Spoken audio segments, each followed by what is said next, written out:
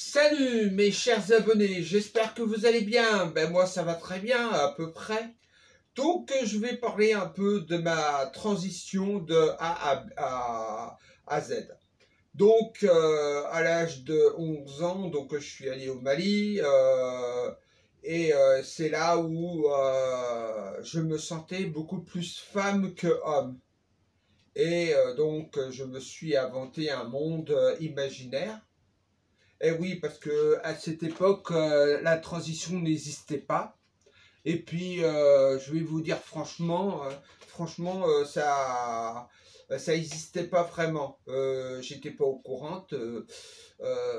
C'était pour moi, c'était inconnu. Donc, pour moi, c'était être une femme. En réalité, c'était de la fiction.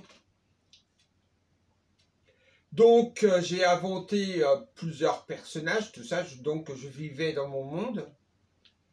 C'est-à-dire que c'était moi qui devenais, je me racontais des histoires en me faisant, comment dire, je vais vous avouer un truc, bon donc je me faisais des films et je m'inventais un monde imaginaire. Bon, on va me dire que j'ai un petit coup dans le casque. Mais quand on n'a rien et qu'on n'a pas la possibilité, mais ça m'a permis de vivre, tu vois. C'est-à-dire que si j'aurais pas fait mes films, à mon avis, je crois que je serais complètement différente. Totalement. Et donc, après, j'ai eu aussi l'informatique. J'ai joué beaucoup de jeux et j'ai fait du simulateur de vol sur P3D, sur Isplane et c'est tout. Et sur FXX et sur P3D et sur Isplane.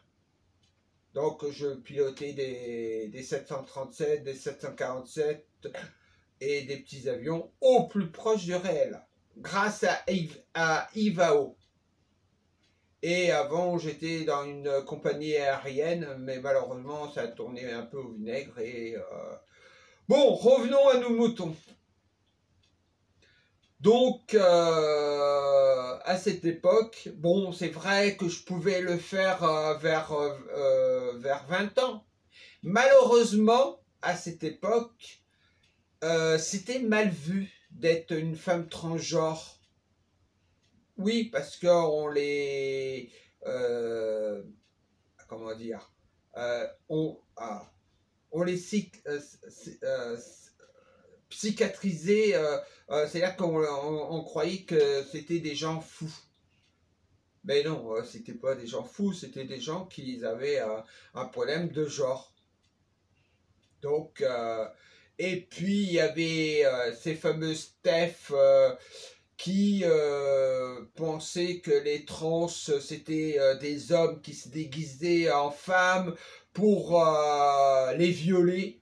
Mais c'est complètement faux. Les trans ne violent pas les femmes. C'est les hommes qui violent les femmes.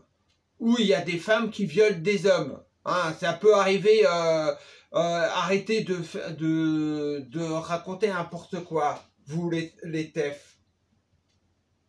Bon, revenons à mes moutons. Donc,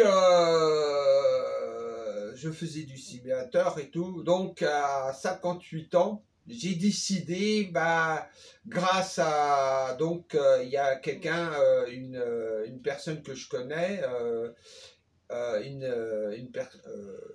une éducatrice de mon foyer. Bon, d'accord, je suis dans un foyer et ça veut pas dire que je suis... non. Non. D'accord, j'ai quelques difficultés, ok. Et après, je vais revenir sur un truc qui me tient à cœur. Donc, je reviens, donc, on parle et tout, et elle me dit, ah, ben, tu sais, il y a les transgenres et tout ça. Je dis, ah bon, les transgenres, c'est quoi? Ah ben, c'est des hommes qui vont devenir des femmes. Bon, je dis... Donc, je m'achète des vêtements, je m'achète des sous-vêtements, des soutiens-gorge, des robes classiques, hein. Donc, je décide, au début, disons que même avant, hein, des fois je me mettais un sorte de drap et je sortais avec des vêtements d'homme et en dessous j'avais un sarong. D'ailleurs, un sarong, c'est comme un sari, voilà, un sari. Et il m'a fallu une semaine, donc je mettais mes robes dans ma chambre et quand j'allais manger et tout ça, je me mettais mes vêtements d'homme. Et donc il y a une deuxième éducatrice de mon foyer qui me dit pourquoi tu mets pas tes robes? Je dis ouais, et j'avais les cheveux blancs. Et après, je me suis teinté les cheveux. Donc, je me suis dit, ah, bon, il faut, un moment à l'autre, il faut se lancer, hein, il faut passer le pas. Donc, je me décide de me teindre les cheveux en rouge. Malheureusement, j'avais les cheveux orange. Et ça me gênait pas parce que je me dis, ah, multipasse. Oui, je faisais allusion au cinquième élément, bien sûr. Donc après, je me suis dit, ah, quand même, les cheveux orange, ça... Bon, moi, je voulais avoir les cheveux rouges. Donc, c'était... et puis, donc, ça c'était mes débuts de ma transition. Et c'est souvent j'ai eu des mésaventures assez épiques. Par exemple, pour aller dans les toilettes des femmes, c'était difficile. On m'acceptait pas. Parce que au début de ma transition, on voyait que j'étais un homme déguisé, toi. Et oui, on peut pas faire des miracles. Bon. Donc, un jour, je décide d'aller chez mon père à Toulon.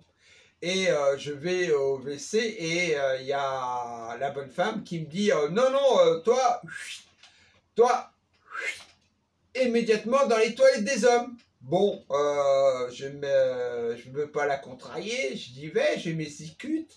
Et et c'était au moment de la grève. Oh là, c'est vieux ça. C'était en 2000. C'était en 2018 ou 2019? Ouais, c'est ça. 2019. Attends. Ouais, c'est 2018 ou 2019? Ah, non, autant pour moi. C'était en 2019. C'est-à-dire que j'avais 58 ans quand j'ai commencé ma transition. Et là, chose intéressante, donc je discute et tout. Elle m'a pas accepté d'aller truc, mais après et j'ai passé pendant 1 heure parce que j'avais 2 heures d'avance. Je suis arrivé à la gare 2 heures à l'avance.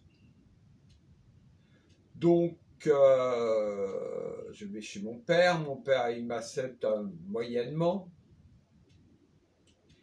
Sa deuxième femme, c'est-à-dire Maureen, m'accepte très très bien. Et c'était bien. Donc, attends, je reviens à mes moutons parce que je m'y perds un peu dans mes explications. Ah, je vais faire ça en 2 parties. Je préfère. Allez, partie 2, parce que là, je m'égare un peu. Allez, salut mes abonnés, et à la deuxième partie qui va venir tout de suite. Dans 5-10 minutes, je vais prendre un bonjour. un chicorée au lait. Et je fais la suite dans le prochain épisode. Salut mes abonnés. Bye.